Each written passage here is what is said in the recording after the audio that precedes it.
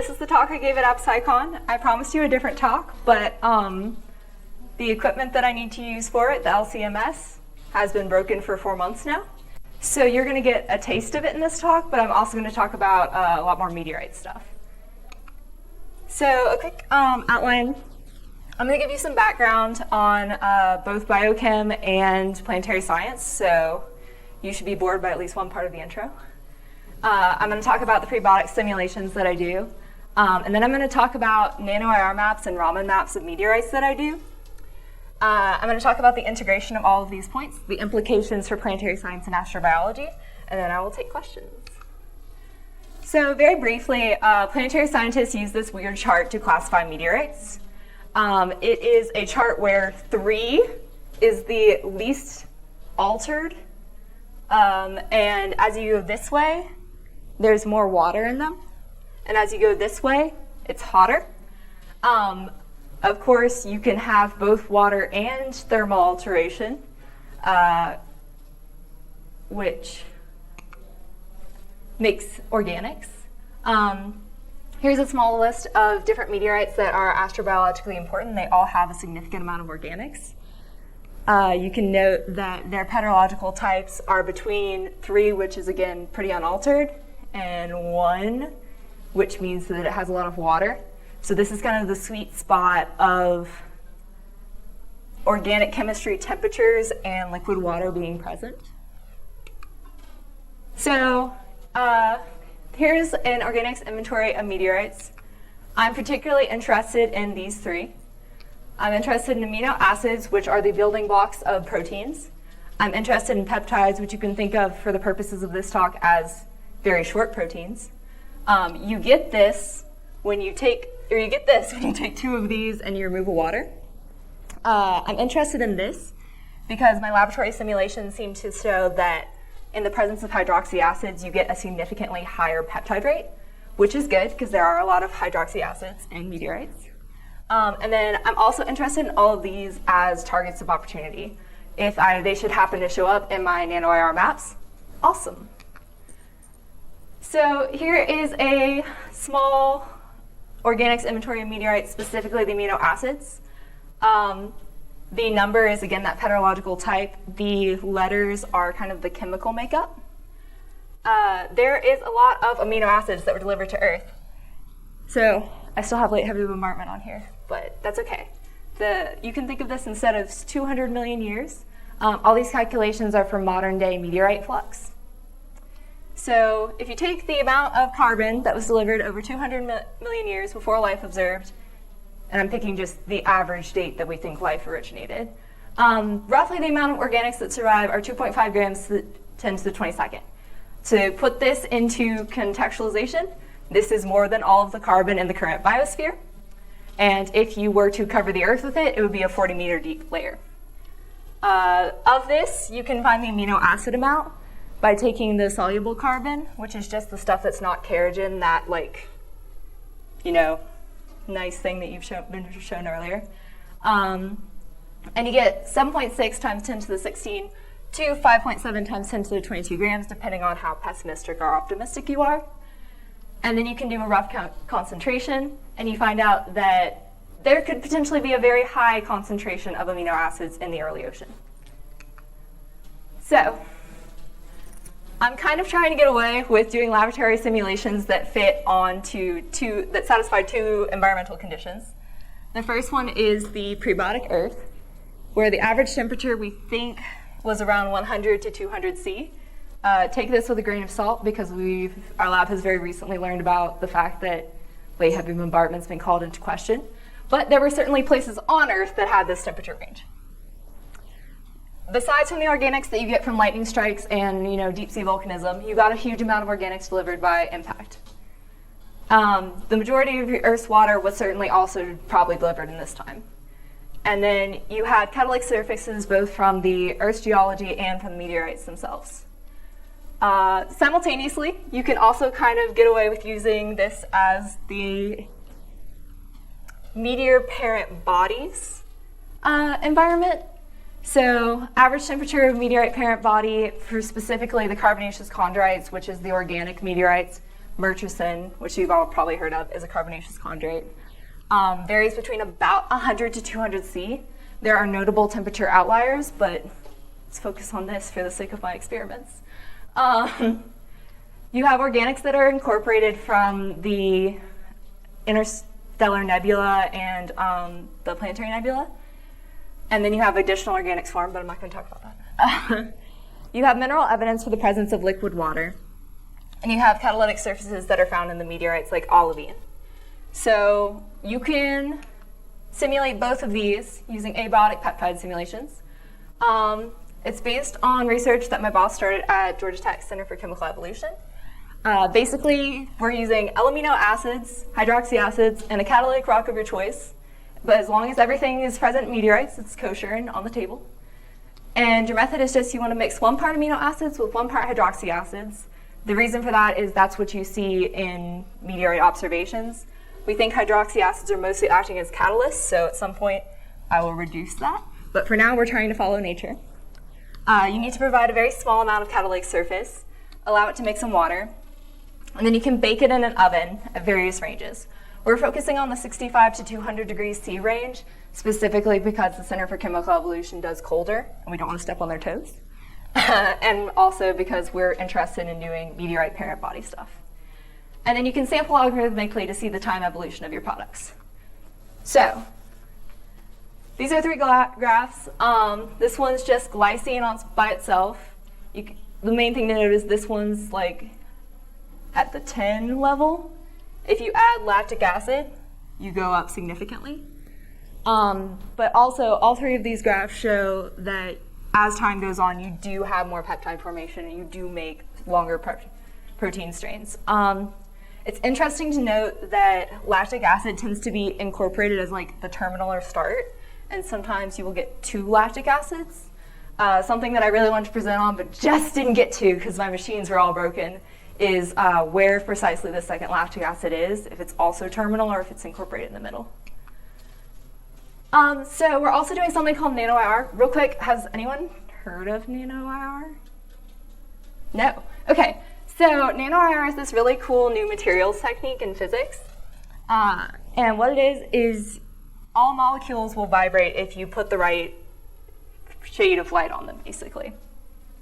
So you have a pulse-tunable IR laser, and you just pick a starting point and scale up through it. And then you also have another laser that detects how high it is. When you hit the right frequency, it expands. So you can detect a whole bunch of different molecules using this, and you can get it on extremely fine levels. So you can make 100 nanometer size measurements. So we're looking at amine 1 peaks and amine 2 peaks, a little bit of amine 3. I have the rotational and vibrational modes here that correspond to these peaks. And this is not our data, this is someone else's data, but we're working to do these maps as well. And so here you can see CO double bond, which is one of the main things we'll be looking for, and you can see that it's pretty sparse. So like here's probably some amino acids, peptides, and here and here. And we did this, or we tried to, and it turns out the adhesive that we used showed up much more strongly than our amino acids and proteins. So back to the drawing table, because we had to figure out a new adhesive. Here's just a nice, better picture. Okay, so here's the one part of my work that's gone really, really well, which is making Raman maps. And it's the same kind of thing as nano-IR. You can make really high resolution maps using Raman spectroscopy, and you can extract a whole bunch of different environmental things about the meteorites. So here's just a nice Tagish Lake temperature map. You can find out, you can fit the hottest point and the coldest point. This is 2 carbon bands.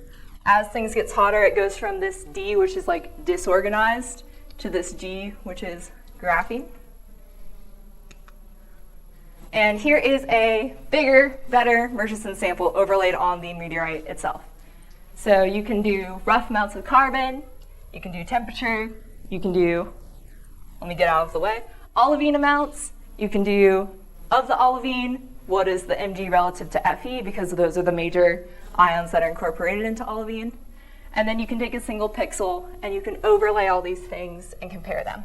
When you can add in the nano-IR maps, you can say, okay, what kind of organics are formed on a very small scale, and what are the environmental things that contribute to that specific organic formation? A good way to check this is with TOF sims. Here's a TOF sims we did of glycine on the scale we're looking for. You can see it's really good. The problem with TOF sims is it ablates off the layer. So if you want to do ramen on that layer, it's going to damage the organics if you do it first. If you do this on the layer, you can't do ramen afterwards. So it's a good check to make sure nano-IR ramen interactions are working, and it'll give you a higher resolution than nano-IR, but it's destructive. So here's some fun implications. So a range of organics were delivered, including probably already formed peptides to the Earth, and they were distributed across the solar system. If you can form peptides in space, there's no reason that they can only be, that you can't assume that they were distributed everywhere. You have catalytic surfaces both on Earth and, in particular, small dehydrating pools in this range are great places to form even more peptides, because we think that amino acids are still much more, much more abundant than peptides in meteorites. And even taking low estimates of conditions on Earth and organics delivery, you're going to probably get catalytically active peptides being delivered everywhere across the solar system. And some asteroidal parent bodies possess similar characteristics to prebiotic bodies. You can get pressure, volatiles, including water, organics, and catalytic surfaces. And you're providing fuel all over your solar system. And this is especially important for places that don't have deep sea hydrothermal vents or lightning reactions. So if you want to create life somewhere that doesn't have the same conditions of Earth, you can still do it because stuff was still being delivered. So I have a lot of future work to do. For meteorite analysis, I need to work on my sample prep because, that adhesive is a bad adhesive. We're also looking at doing alternative methods. Right now we use fast ion beam flattening, where we just throw ions at it and it just kind of ablates stuff off. But that's very expensive, so we're looking into polishing as well. Problem with polishing is it introduces foreign matter. Raman, we're trying to achieve even finer Raman maps. The maps I showed you were micron scale. We're looking to get to the 300 nanometer scale this year, and our ultimate goal is 10 to the 20 nanometer scale. And nano-IR, we'd like to make larger nano-IR maps, because as you saw, the organics, and in particular amino acids, are clumped in certain areas, and they're pretty rare overall. So we need to make really large scale maps if we want to see a lot of organics. And then I'm kind of still always working on my data processing code and adding in more things that I can fit to Raman. Between AbScicon and now, I've done phyllosilicates. And if you have a suggestion for something in the visible Raman that I should be fitting, come talk to me. For laboratory simulations, I'd really like to do the structure and the mechanisms of abiotic long chain peptide formation. I'd like to investigate effects that I can't see from my meteorites, like pH changes. And you can control very finely which amino acids you're putting in. And then I'd also like to confirm relationships between temperature and peptide formation, because the Raman maps that I showed you and the temperatures that we predict are all from carbon fitting, and that's just the peak metamorphic temperature. So these may be forming at a colder or a warmer temperature. We're just not sure. We can only define the upper bound, but with laboratory simulations, we can define what's the best temperature. So here's references and acknowledgements. Thank you to a whole bunch of different groups. We have the Georgia Institute of Technology group. People have moved, as you can see. University of Lille, their team does specialized soot fitting, so that's where we're getting a lot of our Raman and nano-IR stuff from. And then we're working with several other people at University of Central Florida. And I will now take questions.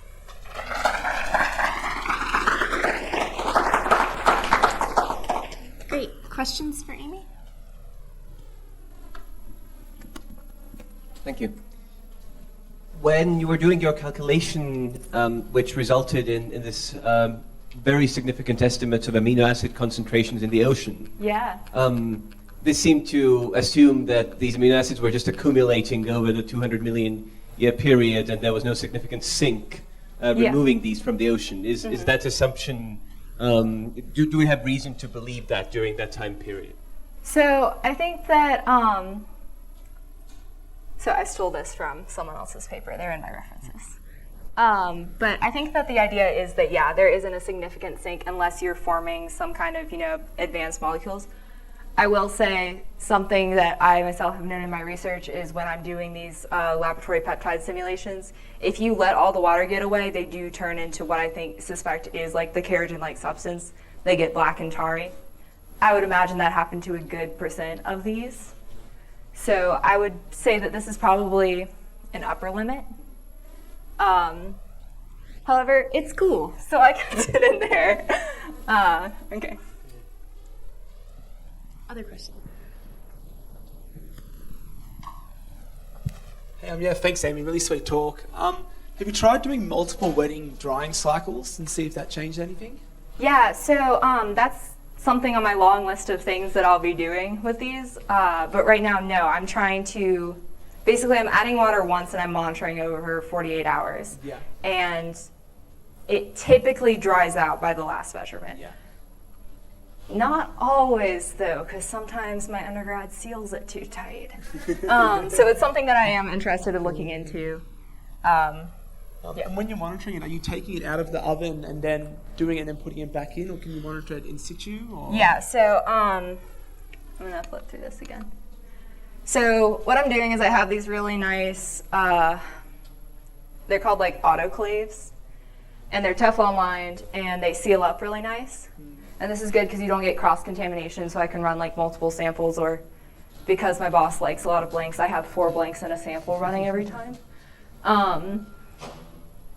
And so a lot of times when people are doing these kinds of experiments, they'll just put stuff into the oven and it'll evaporate and cross-contaminate.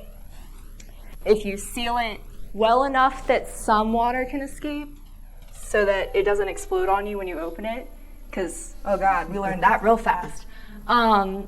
You can still prevent a lot of cross-contamination.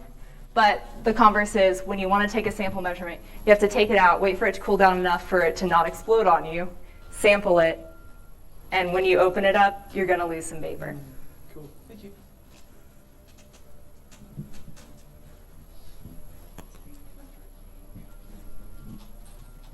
Okay, did you try to do heterogeneous peptides, like not only glycine, but try to mix it up with different amino acids, maybe non-biological ones?